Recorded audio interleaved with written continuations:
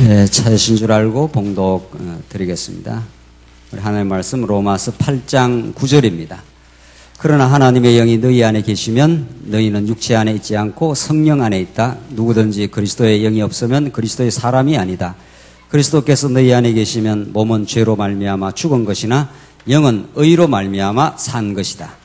예수를 죽은 자 가운데서 살리신 분의 영이 너희 안에 계시면 그리스도 예수님을 죽은 자 가운데서 살리신 분께서 너희 안에 계시는 그분의 영으로 말미암아 너희 죽을 몸도 살리실 것이다.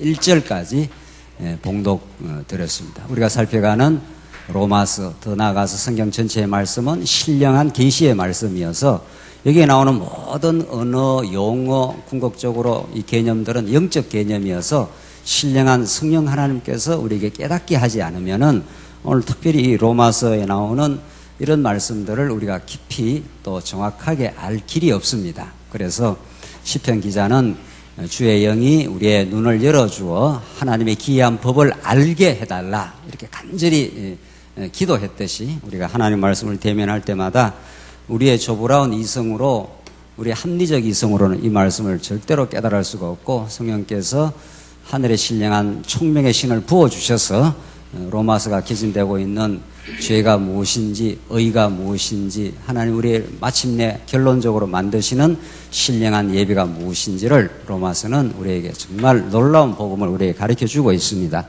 우리가 지금 살펴가는 로마서의 맥락은 이렇습니다. 로마서 전체가 크게 네 부분으로 나누어지는데 처음에 서론격이 이 언약의 복음입니다. 하나님이 그 아들을 구약에 약속하신 바 된 그 아들에 관하여 약속, 언약하신 것이라. 그래서 언약이 로마서부터 딱 이렇게 자리를 잡고 있습니다. 언약대로 하나님 반드시 이루실 터인데 하나님께서 그 언약, 이 복입니다.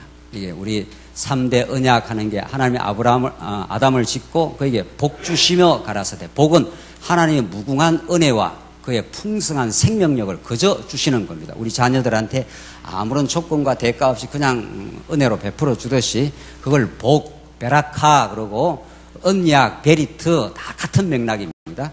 그래서 하나님이 복 주시며 가라사대 생육하고 번성하라 이렇게 나가지 않습니까? 그리고 우리는 3대 언약 혹은 하나님 나라 언약 이렇게 말합니다.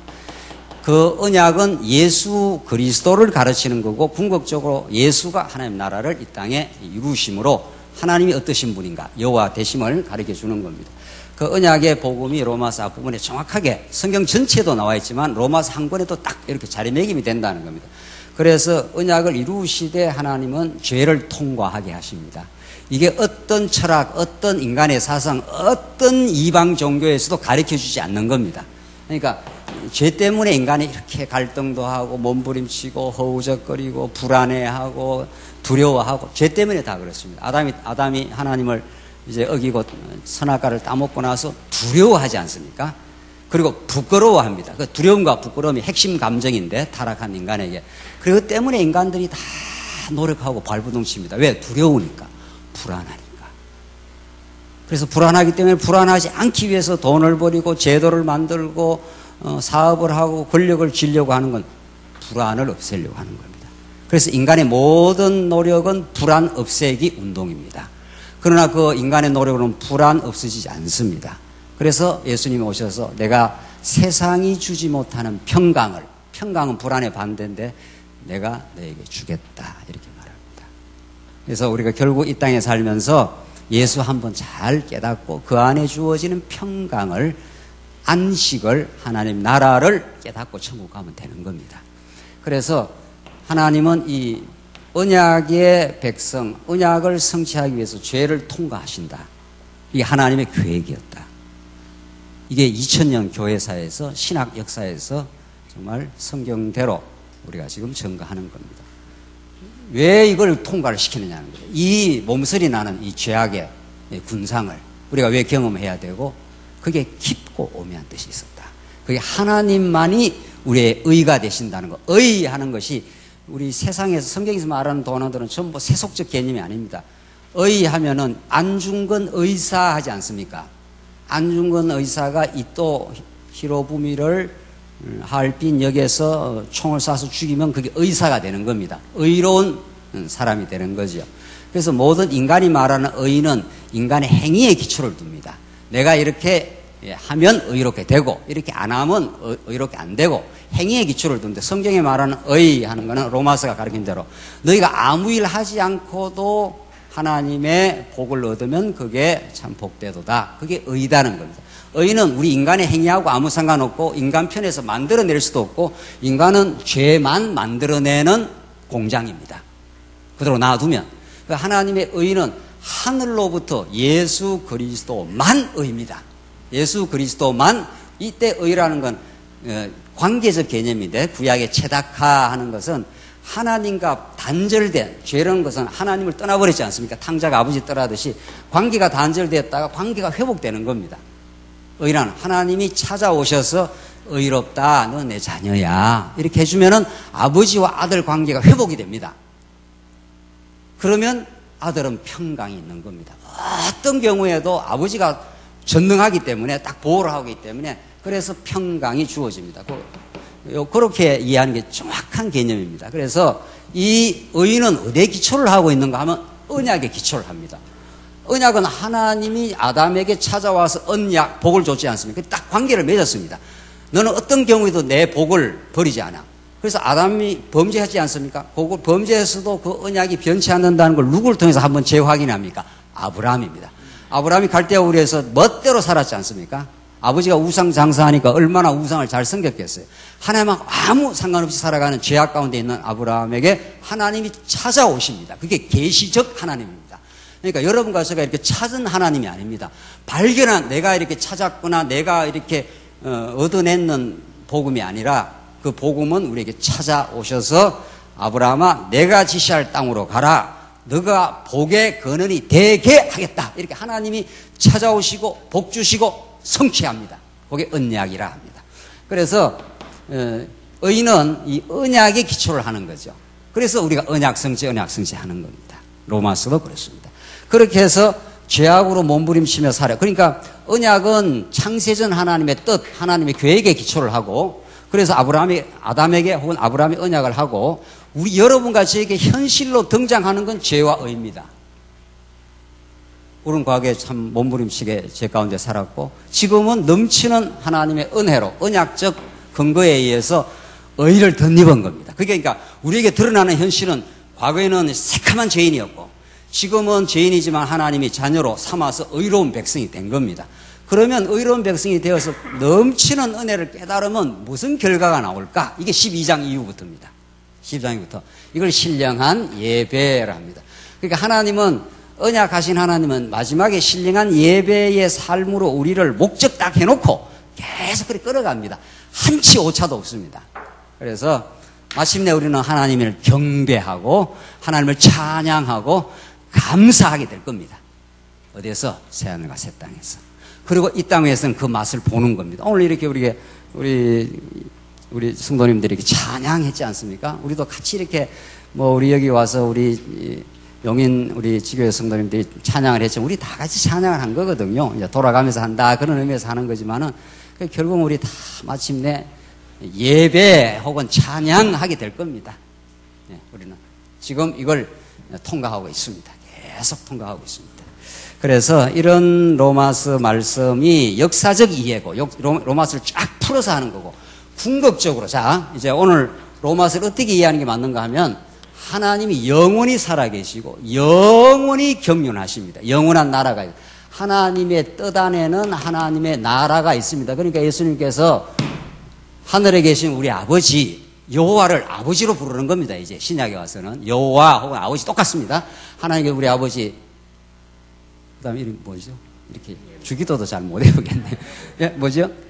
이름이 거룩해. 이름이 여호와시니까 이름이 거룩히 여기심을 받으시오며 그다음에 뭡니까?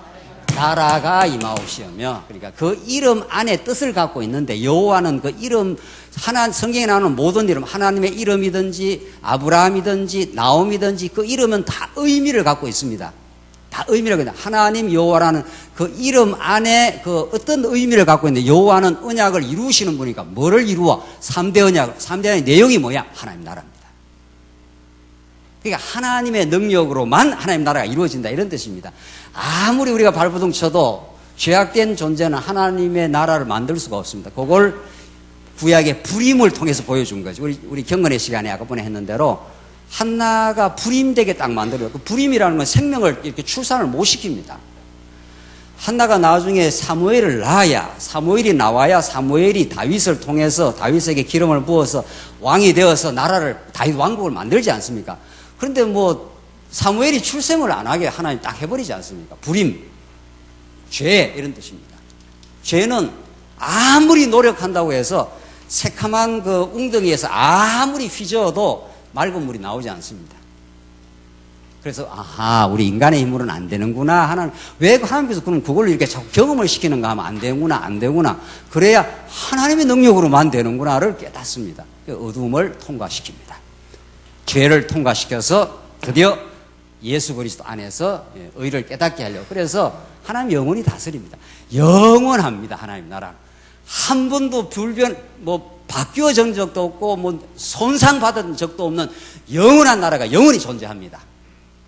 그 나라를 우리가 소망합니다. 왜? 이 땅에서 많이 우리가 범죄 때문에 이게 죄악 세상인데 범죄 때문에 몸부림치고 이렇게 하면서 우리 예수를 꼭 붙들게 되어 있습니다. 오늘 로마서가 그 말을 하고 있는 겁니다.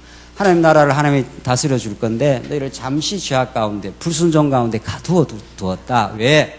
하나님의 긍휼을 덧입어 그분을 찬양하게 하려고. 그래서 로마서는 이런 큰 하나님의 영원한 뜻 가운데, 죄악 가운데, 불순종 가운데 가두어 놓았다가 하나님의 의를 덧입혀서 신령한 예배의 삶으로 우리를 인도해 가신다, 이런 뜻입니다.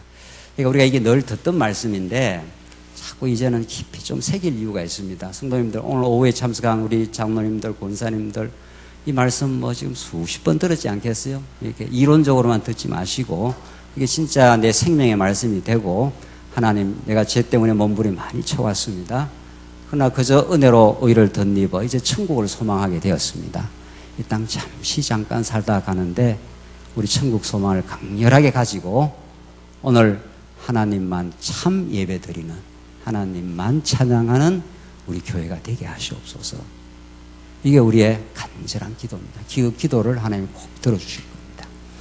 오늘 로마서 8장은 그런 그 하나님의 의 가운데 하나님의 의의 실현, 하나님의 이제 지금 우리가 세 번째 대목인데 하나님의 의의 실현도 공부했고, 우리 지지난 시간까지 의의 성질도 공부했고, 우리 지난 시간부터 의의 결과를 지금 공부하고 있습니다. 하나님의 의라는 게 이렇게 예수를 통해서 선물로 드러났는데 그 의를 알고 나면 이런 놀라운 결과가 생기는데, 첫째 이렇게 나왔죠. 우리 지난 시간에 정죄함이 없다. 지금 우리 공부한 어떤 경우에도 정죄함이 없고, 두 번째 하나님의 후사, 하나님의 상속자가 된다. 세 번째, 이렇게 5가지 쭉 이렇게 밝힙니다. 그러니까 지금까지 성질까지는 복음 그 자체고, 복음답게 깨달으면, 복음이 우리에게 제대로 전달되어서 생명으로 다가오면, 이런 뜻입니다. 그러면 이런 결과가 맺혀진다.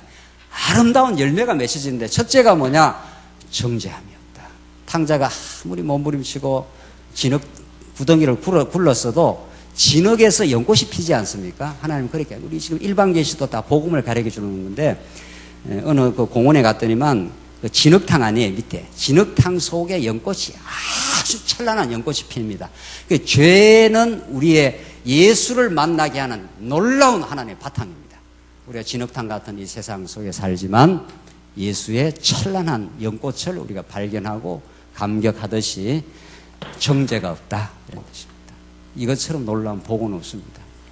우리가 얼마나 죄 많은 인생들이었는데 하나님이 죄 없다고, 괜찮다고, 너는 내 사랑하는 아들이라고 이렇게 약속을 해주고, 그대로 지금도 언제나 확증을 해줍니다.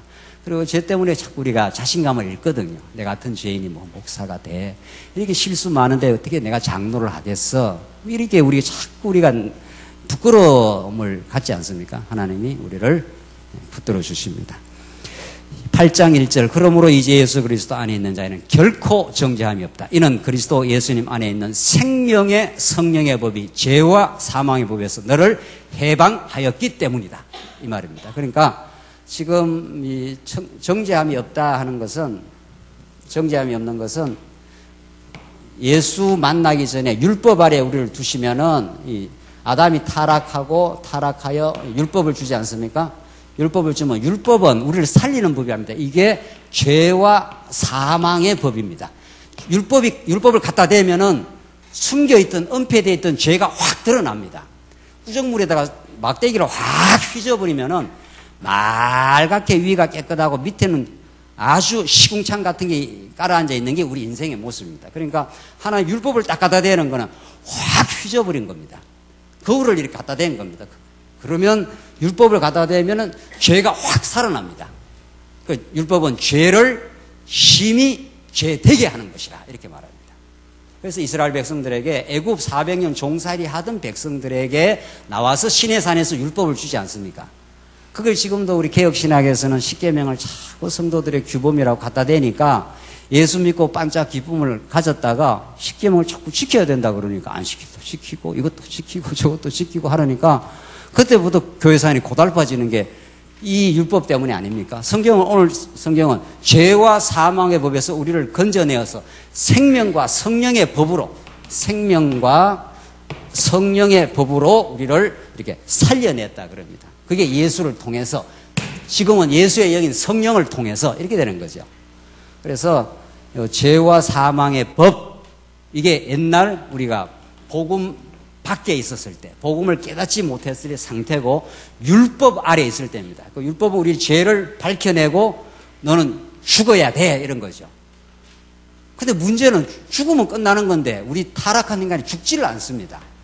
희어이 하나님 앞에 자기 주장을 하고 하나님과 같이 살니까 안 되니까, 우리 힘으로는 안 되니까 예수를 보내서 예수를 죽여버렸다 이런 뜻입니다. 그래서 예수님이 우리의 죄값을 걸머지고 십자가에서 처절하게 피 흘리시고 온전하게 제물이 되셔서 죽어주심으로 우리가 살아난 거죠. 그래서 우리는 그 생명의 은혜를, 생명을 얻은 것처럼 더 큰 은혜는 없는 겁니다.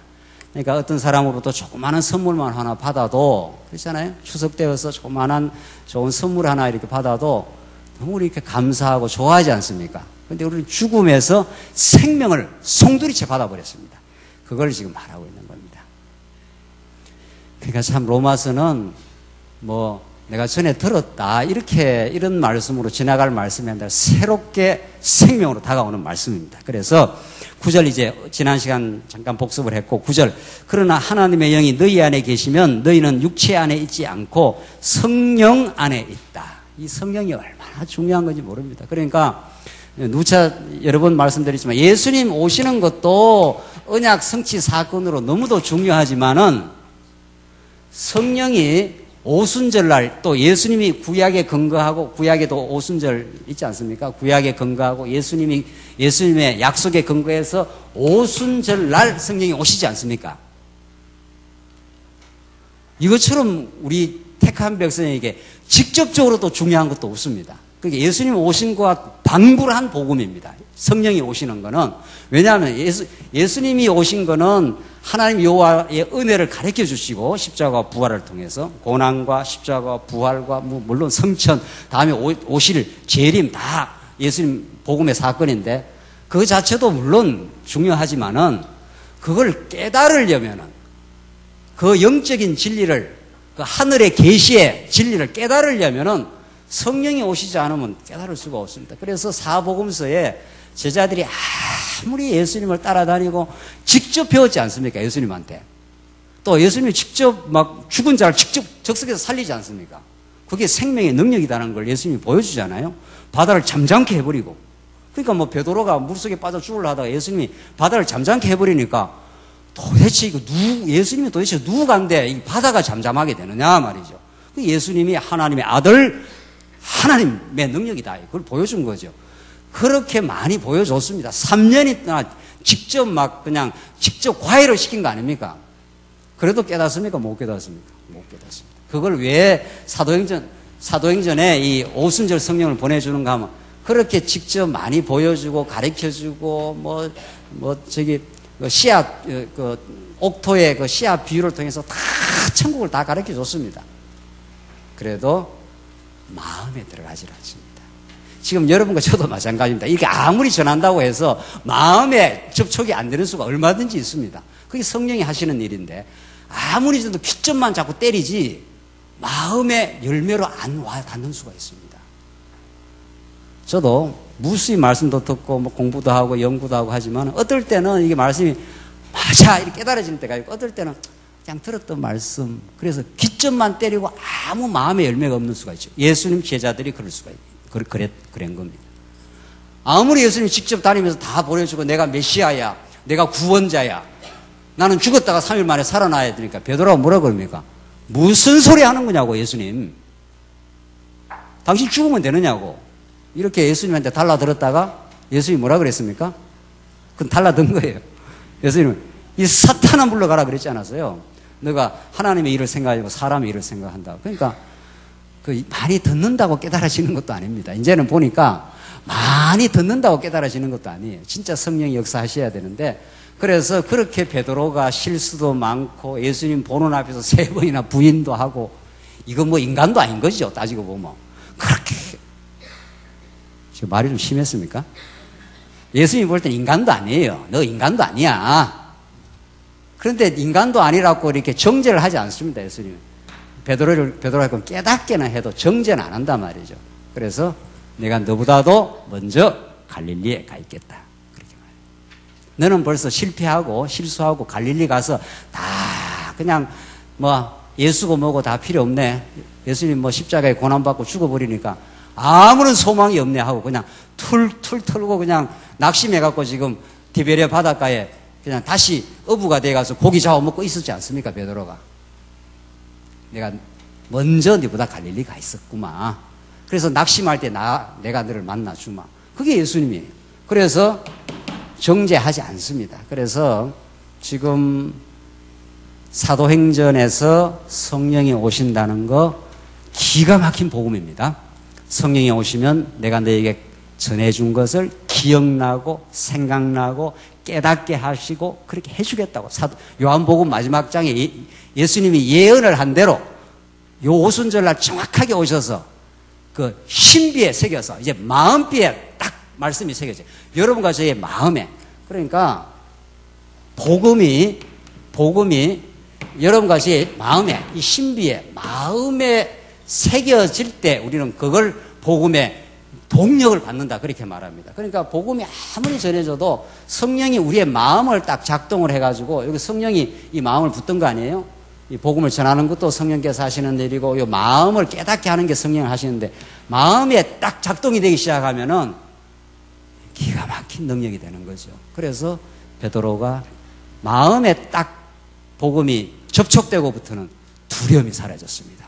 그래서 예수가 부활했다고 강력히 전했지 않습니까? 그래서 불렀습니다. 야 베드로야 너 부활의 복음 전하지 마. 베드로가 뭐라 그럽니까? 내가 너들 말 들어야 되는 건지 하나님의 말씀을 들어야 되는데 너희들이 판단해. 죽여 나를. 나는 부활했어 벌써. 예수와 함께 죽고 예수와 함께 살아났어. 아무도 못 말려요. 그래서 성령이 역사하셔서 우리 마음을 딱 잡아버리면은 그래서 무궁한 그 힘이 거기서부터 터져나오는 거죠. 그래서 결국 사람을 움직이는 건 다 마음으로 움직이는 겁니다. 마음이 단단하고 마음이 확신이 있으면 힘이 있는 거고 마음이 벌벌벌벌 불안이 많으면 자꾸 힘든 거고 그런 겁니다. 그래서 복음은 위대한 능력을 가지는데 그래서 성령이 오시는 것이 그렇게도 중요한데 오늘 본문이 그걸 말하는 겁니다. 9절 그러나 하나님의 영이 이 성령이 너희 안에 계시면 너희는 육체 안에 있지 않고 성령 안에 있다 이렇게 말하는 거죠. 이 푸뉴마 헬라어로 푸뉴마 하는 것은 하늘로부터 내려오는 영이시기 때문에 인간이 어떻게 제어를 할 수가 없습니다. 인간이 이걸 요리를 할 수가 없습니다. 그러니까 인간 마음을 인간이 이렇게 확신을 스스로 가질 수가 없기 때문에 우리가 진리의 확신을 가지고 나서 그래서 교회를 봉사하고 나서 내가 한 게 아니다. 말이 맞는 말인 거죠. 이 푸뉴마 하는 이건 구약의 루아흐인데 이게 성령이 마음대로 자유롭게 움직여 가십니다. 그래서 자기가 필요할 때 우리 택한 백성에게 찾아와서 이렇게 생명의 숨을 공급을 하시는 겁니다. 그 공급이 되면은 그때부터는 성전을 지어갈 수 있는 거 아니에요. 그래서 구약의 성전 지을 때 하나님의 영이 역사하여 올랍과 그 아살 누굽니까? 올리압이 이 성전을 짓거든요. 그때 하나님의 영이 임했다 그렇게 말합니다. 그러니까 여러분과 지금 성령이 임하면 우리가 자꾸 이렇게 교회를 지어갈 수 있는 거죠. 그래서 육체 안에 있지 않고 성령 안에 있다. 누구든지 그리스도의 영이 없으면 그리스도의 영 혹은 성령 혹은 다 같은 말입니다. 영이 없으면 그리스도의 사람이 아니다. 그러니까 우리는 지금 복음 안에 성령께서 역사해서 우리 안에 마음으로 성령으로 우리 마음에 역사하여 우리 마음 가운데 이렇게 성령이 계십니다. 그러니까 진리가 자꾸 공급이 되면 성령께서 말씀을 통해서 복음 말씀을 통해서 마음을 자꾸 이렇게 강하게 만들어가는 거죠. 하나님 살아계셔. 하나님 어떤 경우에도 하나님의 뜻은 이루어져. 그리고 어떤 경우에도 복음을 깨닫고 우리 자신의 몰골을 깨닫고 우리가 아무것도 아닌 걸 깨닫고 하나님을 찬양하게 되는 이 결과는 반드시 하나님이 만들어내셔. 그게 지금 성령께서 우리 안에 계셔서 지금 활동하는 역사입니다. 10절 그리스도께서 너희 안에 계시면 그리스도께서 너희 안에 계시면 예수님 십자가에 죽고 다 부활해서 성천했는데 어떻게 우리 안에 계시나요? 그게 그리스도의 영으로 계신다는 걸 지금 로마서는 그리스도의 영이 너희 안에 계시면 혹은 다른 말로 그리스도께서 너희 안에 계시면 이렇게 상호 교차적으로 지금 쓰고 있습니다. 몸은 죄로 말미암아 죽은 것이나 영은 의로 말미암아 산 것이다. 몸은 죄로 말미암아 십자가에 예수님이 죽으실 때 그러니까 구약의 약속대로 예수님 오셔서 예수님 먼저 하신 일이 십자가에 죽는 일입니다. 물론 그 전에 잉태되고 고난받고 예수님이 하시는 그 절정에 이제 하나님의 언약 성취의 절정이 성경대로 죽으시고 이 말 아닙니까? 죽을 때 예수님만 죽은 게 아니고 자 오늘 로마서가 가르치는 우리의 옛사람의 몸도 예수가 죽을 때 우리가 다 지체이기 때문에 신령한 의미에서는 우리도 십자가에 다 못을 박혔다 이런 뜻입니다. 이걸 복음을 통해서 성령을 통해서 깨닫는 걸 진리를 깨닫는다 이렇게 말합니다. 우리가 언제 십자가에 죽었냐? 기가 막힌 일이 아닙니까? 우리가 지금 살고 있는데 지금 2015년도 여기 살고 있는데 예수님 죽으신 거는 2000년 전에 예수님이 십자가에 죽었는데 뭐 언제 죽었냐? 이거 하면 이제 대화가 안 되는 거죠. 그래서 이 말씀은 성령께서 깨닫게 해야 이 신령한 진리를 깨닫지 이게 무슨 세속적인 이론이 아니란 말이죠. 그러니까 신령하다 하는 말은 시간과 공간의 그 범주의 제한을 안 받습니다. 예수님이 여기 2000년 전에 죽을 때 우리가 지금 21세기 여기 살고 있잖아요. 우리 몸은 여기 있잖아요. 그러나 신령한 의미는 신령하다는 것은 태초로부터 종말까지 모든 진리가 시공간을 넘어서서 하나님의 뜻을 보여줍니다. 예수님이 죽으실 때 우리 모든 택한 백성들을 모두 죄를 걸머지고 다 끌어안고 예수님이 십자가에 죽어버렸어요. 그래서 예수와 함께 죽고 예수와 함께 부활했다 하는 말이 그런 뜻입니다. 이게 이제 믿어지는 사람이 있고 이게 안 믿어지는 사람이 있어요. 이게 안 믿어지면은 예수 믿는 게 헛개비예요. 그러니까 예수를 믿어도 예수와 함께 죽었다는 걸 모르기 때문에 육신이 펄펄 살아있는 거예요. 그러니까 교회 생활하면서 육신이 펄펄 살아있는 사람이 있습니다. 육신이 펄펄 사는 말은 무슨 말인지 잘 모르시는가 봐요. 육신이 펄펄 살아있습니다. 그게 뭔가 하면은 내 욕망대로 뭘 하겠다고 하는 생각이 펄펄 있다 이 말이죠. 그게 죄거든요. 근데 이 죄는 인간이 해결을 못하니까 예수님이 죄인들을 다 끌어안고 십자가에서 못을 박아버렸다 이 말이거든요. 그게 십자가의 말씀대로 언약대로 죽으시고 언약대로 살아났다. 그래서 우리에게 의를 주셨다 이 말이에요. 그게 믿어져야 내 육신의 소욕이 자꾸 처복적이 되는 겁니다. 맞아. 예수님이 날 위해서 그 고난과 죽음을 대신 치렀지. 우리 부모님이 우리가 잘못한 거, 제 집에서 옛날에 둘째 형이 엄청 정학당하고 퇴학 직전까지 하고 맨 싸움하고 이래가지고 누가 가서 비는가 하면 우리 둘째 형은 학교 한 번도 안 찾아가더라고요. 또 자기가 잘못했는지도 몰라요. 자기가 잘했다 그래. 정의의 사도야. 좀 형편없는 놈들 막 두들겨 패고 자기가 정의의 사도야. 그래갖고 학교에서 이제 정학 퇴학을 시킨다 그러니까 우리 어머님이 찾아가서 막 손이 발이야 되도록 빌고 해갖고 제발 퇴학까지는 시키지 말라요. 누가 효자인 줄 아십니까? 저는 모범생이고 그러니까 뭐 어머니 은혜를 깨닫긴 깨달아도 뭐 그렇게 어머니 날 사랑했는가 보네요. 둘째 형은 워낙 사고를 많이 쳐가지고 어머니 워낙 찾아가서 학교에 뭐 사흘 내로 찾아가갖고 학생 과장 만들어갖고 뭐 돈도 좀 주고 뭐 이렇게 저렇게 해서 그 퇴학을 안 하고 학교는 졸업했습니다. 누가 더 많이 부모의 은혜를 깨닫겠는가? 예수님의 정확한 비유입니다. 1만 달란트 빚진 자와 한 데나리온 빚진 자가 누가 더 은혜에 넘치겠는가? 1만 달란트라는 거 우리 돈으로 지금 계산하면 수천억입니다. 수천억. 1데나리온은 하루 그냥 품삯 뭐 한 10만 원 이런 거예요. 결국 진리는 깨닫는 겁니다. 진리는 무슨 많이 공부한다고만 되는 것도 아니에요.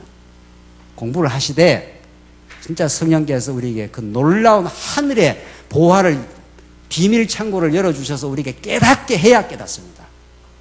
그러면 우리는 다함이 없는 감사가 있습니다. 로마서가 그걸 말합니다. 우리는 뭐 지금 죽어도 다함이 없는 감사입니다. 왜? 하나님이 우리 육체의 죽음을 십자가로 못 박아버리고 우리를 다시 새롭게 부활의 영으로 우리를 살려냈기 때문에 우리는 이제 삶의 가치도 삶의 목적도 삶의 방향도 완전히 달라졌습니다. 전날의 내 영광과 시퍼렇게 살아있는 육신의 소욕대로 그 자존심과 내가 버렸으니까 내가 내 주인이야 라고 하는 자기 주인됨의 어리석은 생각과 그걸 십자가에 우리는 못 박아버렸고 하나님의 종으로 하나님의 인도 따라서 하나님이 살게 하시면 살고 죽게 하시면 죽고 가난하게 하시면 가난하게 되고 부유하게 되면 부유하게 되고 일체의 삶의 비결을 깨달았노라. 이 깨달음, 이 복음의 깨달음에 이르는 자를 우리는 자유자라고 합니다. 그래서 이 세상의 죄악의 종로로부터 자유하게 된 겁니다. 그래서 이 몸서리 나는 이 죄악, 여러분과 저의 아직도 꿈틀거리는 이 죄악, 원리적으로는 다 못 박았는데 아직 실제적으로는 좀 남겨두셨기 때문에 그걸 자꾸 경험하라는 거다. 이게 지옥입니다. 한번 지옥을 경험해봐. 한번. 그러면 천국을 얼마나 너희가 소망하는 줄 알아. 이게 천국이고 의와 평강과 희락의 나라라 그래요. 이게 하나님 주셔요. 그래서 하나님이 한나에게 아이를 못 가지게 딱 만들어 놓고 하나님이 태를 열어서 아이를 가지게 하셔요. 그래서 사무엘이 출현하고 사무엘을 통해서 다윗 왕이 출현할 때 다윗 왕국이 이루어질 때 내가 이루어냈어. 그 말을 하나님께서 가르쳐 주시려고. 성경 뭐 그렇게 복잡하지 않습니다. 우리 지금 성경을 너무 많이 배웠습니다. 성경 어디를 봐도 이 말을 하고 있는 겁니다. 너 인간의 힘으로는 안 돼. 내가 이루어. 내 능력으로 이루어. 내 은혜로 이루어. 십자가로 이루어. 부활로 이루어. 너희들은 못 이루어. 그래서 우리는 날마다 그 신앙이 자꾸 자라는 거죠. 하나님이 이루십니다. 하나님 내게 천국을 주셔서 너무 감사합니다. 그래서 10절 예수를 죽은 자 가운데서 살리신 분의 영이 너희 안에 계시면 예수님을 죽은 자 가운데서 살리신 분께서 너희 안에 계시는 그분의 영으로 말미암아 너희 죽을 몸도 살릴 것이다.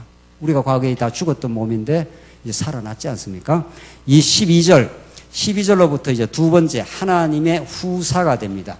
자, 그러니까 정죄함이 없고 이제는 생명의 성령의 인도를 받는 그런 놀라운 선물을 받아서 우리가 살지 않습니까?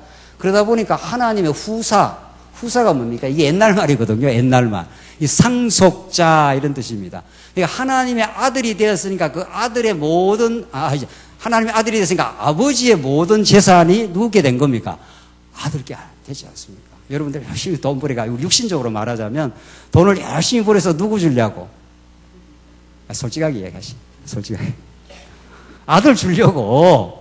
그게 이제 요즘에는 이제 많이 우리도 계몽이 많이 돼가지고 뭐 사회로도 환원도 하고 또 우리 신앙인은 말할 것도 없이 교회 연보도 하고 뭐 이래 하는 거지만은 우리가 육신적으로 이야기하십시다. 너무 영적으로 이야기하지 말고 육신적으로 이야기하면 열심히 돈 벌이면 누구 주려고? 아버지께 누구 거니까. 당연히 아들 주는 데는 하나 아깝지 않습니다. 더 주고 싶어 하죠. 어머니 84세인데 명절 때 찾아가면 몸이 이제는 건강하지 않잖아요. 막 반찬을 이것저것 해갖고 또 제가 몸이 좀 약해 보이니까 이것도 먹어라, 저것도 먹어라, 주고 더 주고 싶어 하는 거죠. 그래서 집으로 돌아올 때는 한 보따리를 싸가지고 이 보따리 저 보따리 해서 주고 더 주고 싶어 하는 거죠. 이게 하늘 아버지의 마음인 거죠. 우리는 그 넘치는 하나님 은혜 속에 살고 있습니다. 우리는 넘치는 하나님의 풍성한 그 베풀어 주시는 복 속에 살고 있습니다. 더 이상 바랄 게, 더 바라면 그거는 저주의 자식입니다. 그야말로.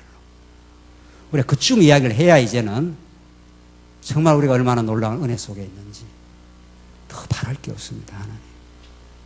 더 이제 요구할 것도 없습니다. 더 원망할 것도 없고요. 더 싸울 일도 없고요. 그게 원칙적인 자리입니다. 그 자리가. 결국은 복음의 본질로 우리가 돌아와야, 복음의 본질을 본질답게 깨달으면 머리 복잡한 모든 것들이 사라집니다. 결국은 여러 가지 우리가 이 광야 같은 세상에 이런 일도 겪고 저런 일도 겪고 살게 하시는 것은 결국은 인간적 수단 방법으로는 안 되고 우리가 최선을 다해서 어떤 일을 하지 않습니까? 하긴 해야 되지만 결국은 복음의 본질 하나를 깨닫게 하시려고 하나님께서 우리를 인도해 가시는 겁니다. 그 깨달음에 이르르라고 이 진리의 말씀을 주신 거란 말이죠. 그래서 둘째, 하나님의 후사, 상속자인데, 그러므로 형제들아, 우리는 육체를 따라 살도록 육체에게 빛을 진 자가 아니다. 육체를 따라 살도록 질질질질 육체에 끌려다니도록, 과거에 우리가 많이 끌려다녔으니까 그렇게 하나님이 살도록 하는 게 아니라 이제 성령의 인도를 따라서 살게 한다 이 말인데, 13절 너희가 육체를 따라 살면 반드시 죽을 것이나 성령으로 몸의 행실을 죽이면 살 것이다. 죽으면 사는 길이 생기는 거죠. 그래 하나님께서 우리 옛사람을 우리 스스로를 못 죽이니까 말씀으로 죽이고 고난을 통해서 자꾸 죽입니다. 그래서 한나로 하여금 분인나의 대적을 붙여서 한나에게 엄청난 고난을 주면 한나가 견디지를 못하잖아요. 그러니까 그 고난 속에 자기가 얼마나 무능력한 걸 깨닫고 무능력한 걸 알아야 능력 많은 그분에게 기도를 합니다. 우리가 말씀운동에서 언약의 말씀을 듣고 기도가 많이, 절실한 기도가 우리 가슴 속에 많이 사라졌다면 그건 아니에요. 물론 이 공예배에 와서 이렇게 기도하는 것도 기도지만 우리가 언약의 말씀을 듣고 하나님 나라를 이룰 수가 없습니다. 내 죄악이 내 마음속에 너무 덕실거려서 그래서 하나님의 능력을 의지할 뿐입니다. 하나님, 우리 안에, 우리 교회 안에 하나님의 나라가 임하게 하시옵소서. 우리는 간절히 그 기도를 하는 겁니다, 지금. 그 기도 하나님께 반드시 이루십니다. 언제? 하나님이 정한 때까지 우리가 고난을 치르고. 반드시 이루어요. 그 확신으로 우리가 사는, 그 믿음으로 사는 사람이지, 현실로 사는 사람이 아닙니다, 우리는. 그 현실에서는 이런저런 고난이 있어도 하나님이 반드시 이루실 겁니다. 그래서, 성령으로 몸의 행실을 죽이면 살 것이다. 그래서, 죽어야 사는 비결입니다. 이게 세속주의와 너무 다른 거죠. 세속주의는 내가 살아있고 펄펄 능력 많아서 권력 잡고 내 자아를 실현할 것이다. 이게 세속주의입니다. 그래서 모든 사람이 그 길을 가지만 우리 택한 백성, 언약 백성은 그게 아니야.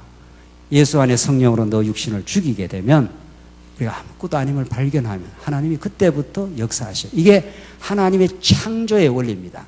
우리가 조금 뭘 하려고 그러면 하나님이 역사를 안 해요. 네가 해봐. 하나님 내가 아무것도 못하는데요. 내가 해주마. 그게 하나님의 창조의 원리고 새 창조의 원리입니다. 내 안에서 성령 안에서 새 창조를 만들겠다. 이런 거죠. 첫 창조를 하신 하나님은 이제 성령 안에서 새로운 창조의 삶을 만들어주겠다. 이게 펄펄 살아 움직이는 의와 평강과 희락과 기쁨과 이걸 하나님 만들어주겠다는 거예요. 그 믿음의 사람을 세상이 감당을 못한다 그랬습니다. 그래서 14절 누구든지 하나님의 영으로 인도함을 받는 자들은 하나님의 아들들이다. 그러니까 하나님의 아들은 하나님의 영의 인도를 받아서 그렇게 살게 돼 있다. 15절을 보십시다. 15절로 17절은 양자의 영을 받은 자녀는 그리스도와 함께 하는 후사가 되는데 15절 보십시다. 너희는 다시 두려움에 이르게 하는 종의 영을 받지 않고 양자의 영을 받았으니 그 영으로 아바, 아버지라 부르진다. 아바 하는 건 아람어로 그냥 아버지입니다. 하나님을 아버지라 이렇게 부르고 나간다는 거예요. 전에는 두려움 속에 종의 영이 됐으니까 아담이 타락하고 나서 벌벌벌 떨었지 않습니까? 두려움에 떨었지 않습니까? 불안했다 이 말 아닙니까? 그런데 하나님께서 늘 내가 언약의 근거에서 너와 함께했다. 여호수아 1장에서 이제 모세가 죽었습니다. 하나님이 나타나서 여호수아한테 두려워하지 마. 내가 너와 함께해. 그게 임마누엘입니다. 언제나 여호수아와 함께해서 승리를 보장하신 하나님은 예수 그리스도를 이 땅에 보내서 우리와 함께 해주잖아요. 세상 끝날까지 우리와 함께 하겠다 이런 뜻입니다. 그래서 이제 두려움이 사라졌어요. 그래서 여러분과 제가 진짜 말씀을 들으면 미래가 두렵질 않고 그렇잖아요. 죽음이 두렵질 않고 하나님 죽게 하시면 죽어야지요. 겪게 하면 겪어야지요. 이렇게 점점 우리 각자가 당당하고 평안하고 두려움이 없는 성도로 자라는 것. 이걸 교회의 성장이라고 합니다. 수천 명, 수만 명 모였다고 교회 성장하는 거 아니에요. 진짜. 그래서 우리가 두려움에 이르는 종의 영을 받지 않았습니다. 애굽 치하에서 애국 군대가 만날 피라미 짓는데 그냥 종부리듯이 부렸지 않습니까? 그런데 그 백성들을 홍해바다 건너서 6월절 어린 양의 피값을 지불하고 건너내니까 하나님께서 이제 가나안 땅을 향해서 하나하나 전진하지 않습니까? 그래서 우리가 하나님을 아버지라 부른다는 거예요. 16절 성령께서 친히 우리 영으로 더불어 우리가 하나님의 자녀인 것을 정언하신다. 그래서 성령이 오시는 것은 에베소서에도 인치신다 이러지 않습니까? 도장을 쾅쾅 이렇게 쳐서 보장을 했다 이 말이에요. 우리가 집을 사면은 계약서에다 도장을 꽝꽝 쳐야 이게 내 집이 되는 거 아닙니까? 그래서 성령께서 내 마음에다가 인을 치셨다, 도장을 치셨다. 오늘 본문대로 말하면 정언을 하신다는 겁니다. 성령께서 너는 내 아들, 두려워하지 마. 두려움 없이 전진해. 세상으로 그냥 나가. 그래서 하나님의 아브라함을 약속으로 부르시고 믿음을 주셔서 갈 바를 알지 못하는 가나안 땅으로 이렇게 가게 만들어 갑니다. 그러니까 여러분과 제가 오늘 이 말씀 들으면 두려움 없이 전진하면 됩니다. 하나님 죽게 하시면 죽는 거고요. 살게 하시면 사는 거고요. 어떤 일을 있어도 하나님 여호와 되심과 우리가 하나님의 자녀됨이 변개함이 없습니다. 그 믿음 하나 갖게 하려고 이렇게 광야를 돌립니다. 결국은. 그래서 17절 자녀임은 또 상속자요 그리스도와 함께한 상속자이니 우리가 그분과 함께 영광을 받기 위하여 고난도 함께 받아야 할 것이다. 영광과 고난은 동전의 양면입니다. 그래서 사도 바울이 디모데에게 너가 복음을 위해서 고난을 받아라 그렇게 말합니다. 왜? 그 고난은 이미 하나님의 영광을 전제하고 있고 그 고난을 통과하여 그 영광을 우리가 누리게 될 것이기 때문에 사랑하는 우리 예수님을 우리의 참 신랑 되신 예수님의 사랑을 많이 우리 깨닫고 나면 그분을 위해서 우리 고난 받길 원하는 거죠. 남편이 아내를 많이 사랑해주면 아내는 남편을 위해서 열심히 잘 살림 잘하고 남편을 위해서 열심히 요리도 하고 열심히 할 겁니다. 여러분과 저는 우리 신랑 되신 예수님의 참 신부입니다. 그래서 요한계시록의 마지막에 어린 양의 혼인잔치가 나오는데 잘 단장한 신부처럼 이제 예수님을 맞이하는 신부가 되어서 우리가 예수님을 위해서 이 땅에 많이 고난을 치르고 눈물을 흘리고 우리의 믿음의 선진들이 죽음을 지불한 순교회 그 놀라운 핏값 위에 종교개혁교회가 탄생했고 한국교회가 탄생하고 우리 말씀운동교회가 그동안에 우리 믿음의 선진들이 많이 수고했지 않습니까? 이 줌의 틀을 만들기 위해서 우리 장안조항교회 우리 성도님들이 얼마나 많이 수고를 했습니까? 그걸 감사할 내용이라고. 내가 주를 위해서 많이 수고했는 것이 있다면 너무도 놀라운 하나님의 은혜라고 그렇게 깨닫는 것을 우리는 하나님의 상속자가 된 그리고 앞으로도 주를 위해서 우리가 고난을 받는다면 한없이 기쁠 거라고 그렇게 살아가는 것. 이걸 믿음 안에 살아가는 하나님의 상속자가 된 놀라운 하나님의 특권입니다. 이건 세상 사람들에게 주어지는 특권이 아니라 오늘 본문의 말씀처럼 우리가 그분과 함께 영광을 받기 위하여 고난도 함께 받아야 할 것이다. 현재의 고난은 장차 우리에게 나타날 영광과 좋게 비교할 수 없다고 나는 생각한다. 이 강렬한 미래에 대한 소망, 이것이 오늘을 우리가 잘 견디고 또 견디는 정도가 아니라 누리고 하나님 감사합니다. 하나님의 영광이 더 넘치도록 하기 위해서 우리가 이게 고난을 주시오니 우리가 달게 기쁘게 받고 주의 영광을 위해서 살겠습니다. 그 고백이 여러분과 저에게 힘차게 진지하게 나오시길 바랍니다. 기도하십시다. 자비하신 하나님 아버지 은혜를 감사합니다. 우리가 주의 영광을 누리기 위하여 예수님이 우리를 대신해서 고난받은 것처럼 그 남은 고난의 길을 가기를 원합니다. 우리가 그 고난을 통해서 하나님의 그 은혜와 풍성한 깨달음을 얻어 이 땅에서도 우리가 하나님 나라를 맛보게 하시옵소서. 이 땅에 얼마나 눈물이 많고 이 땅에 갈등이 많고 우리 심지어 우리 교회 안에도 어려움이 있습니다. 하나님 우리를 불쌍히 여겨주시고 우리가 이 시련의 과정을 믿음으로 잘 소화하여 마침내 하나님 우리 입에서 찬양이 나올 때까지 주의 말씀을 더욱 의지하고 더욱 무릎 꿇게 하시옵소서. 예수님 이름으로 기도하옵나이다. 아멘.